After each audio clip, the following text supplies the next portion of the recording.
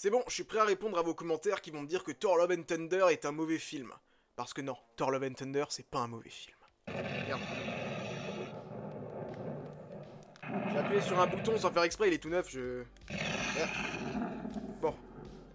Je le mets de côté. Bienvenue dans cette nouvelle vidéo dans laquelle nous... Oh, bon, ça s'arrête jamais ce truc. Bienvenue dans cette nouvelle vidéo dans laquelle nous allons parler de Thor 5 en particulier, et de Thor de manière globale dans le MCU.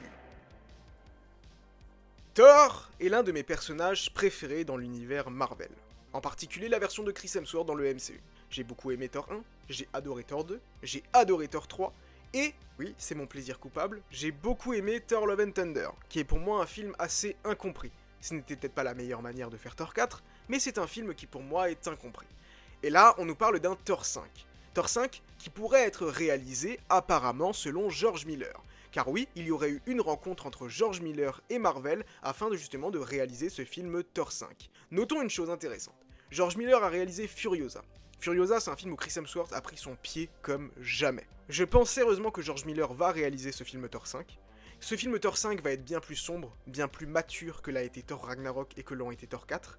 Chris Hemsworth a honte de Thor 4, faut le savoir. Ses enfants ne l'aiment pas et du coup il ne l'aime pas. Et il a dit que les fans méritaient d'avoir encore un film Thor pour redorer son blason. Et je suis tout à fait d'accord avec ça. Maintenant, je pense réellement que George Miller va réaliser ce film, et je pense également que Thor, Chris Hemsworth, va rester après Avengers Secret Wars.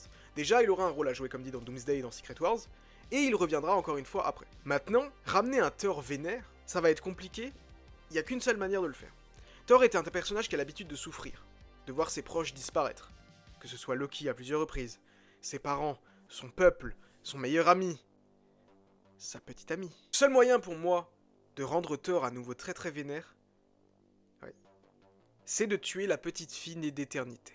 Ou alors de la kidnapper ou quelque chose comme ça, mais la tuer, ça ferait quelque chose de très très très très fort.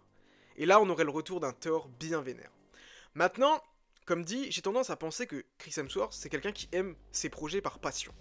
Si maintenant il fait un film avec George Miller et qu'il adore ça, il voudra rester et en faire encore d'autres. Et tant que ça marchera, Marvel acceptera. C'est comme avec Hugh Jackman Wolverine. Néanmoins, je crois que j'aurais préféré un reboot de Thor après Secret Wars. Parce que j'aurais aimé qu'on ramène Asgard et qu'on ramène certains personnages qui ont disparu. Mais je me dis que d'un côté, c'est quand même une possibilité que cette fois-ci on ait Thor en mode roi d'Asgard, avec un retour d'un Asgard d'une autre terre, car après Secret Wars, tout sera permis. Avec ce soft reboot, ils peuvent ramener tout ce qu'ils veulent, garder tout ce qu'ils veulent, et changer tout ce qu'ils veulent. Clairement. Le film Thor 5, au final, on sait pas grand chose dessus, à part la scène post-crédit de Love and Thunder qui nous montrait justement le personnage de Hercule, et également le personnage de Zeus qui souhaite avoir une grande vengeance envers le personnage de Thor. Est-ce que ça va être gardé pour la suite? Honnêtement, j'en suis pas sûr à 100%, je me dis que ça pourrait être très vite expédié, voire même pas traité forcément. Peut-être que George Miller va partir dans une direction totalement différente si c'est bien lui qui le réalise. Néanmoins, j'aimerais bien voir une interaction avec Hercule. Mais le Zeus de Russell Crowe, est-ce qu'on a vraiment envie de le revoir? Comme dit, Love and Thunder, c'est un film qui est incompris car en fait on le regarde du mauvais prisme. Il faut se dire que c'est Korg qui raconte l'histoire.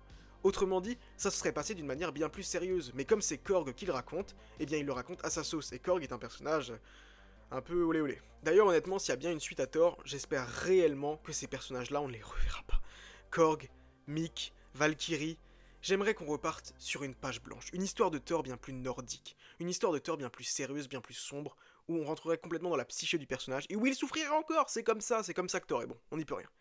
Jane Foster et le Valhalla, est-ce que ça pourrait être traité? Totalement, c'est une possibilité. Est-ce que Nathalie Portman remplirait? Je pense que oui. Car pour être honnête, hormis la scène où elle danse avec Valkyrie dans Love and Thunder, c'est probablement la meilleure partie du film. Une explication qui pourrait justement causer à la perte de sa fille adoptive, la fille née d'éternité, ce serait tout simplement, suite à ce qui se passe dans le multivers, sa fille disparaisse tout simplement. Voilà, ce serait pas déconnant, ou alors on peut même la faire disparaître sans que lui s'en rende compte, mais c'est un personnage qui je vois pas comment peut rester en fait. Pour que Thor redevienne badass et sérieux, je vois pas un monde où elle pourrait rester. Déjà il lui a donné son Stormbreaker et il a préféré garder Mjolnir, alors que Stormbreaker est une arme bien plus puissante. Déjà ça m'avait énervé à l'époque. Mais oui, mais j'aime quand même Thor Love and Thunder. Il y a d'autres rumeurs qui évoquent la possibilité que Thor pourrait rencontrer Sylvie, mais également Loki. Leur retrouvaille est inévitable, que ce soit dans Avengers Doomsday ou Avengers Secret Wars, mais les deux vont finir par se retrouver. Est-ce que ça veut dire que Loki restera encore après Secret Wars? Là-dessus, j'ai quelques doutes. C'est pour ça que ce film Thor 5, au final, pour moi, ça aurait été mieux de le sortir maintenant. avant les 2 prochains films Avengers, histoire de pouvoir réellement rebooter complètement les Avengers. Que ce soit Iron Man, Steve Rogers, la Black Widow, même Hawkeye. Même Hawkeye aura une saison 2, donc à mon avis ça ne sera pas le cas.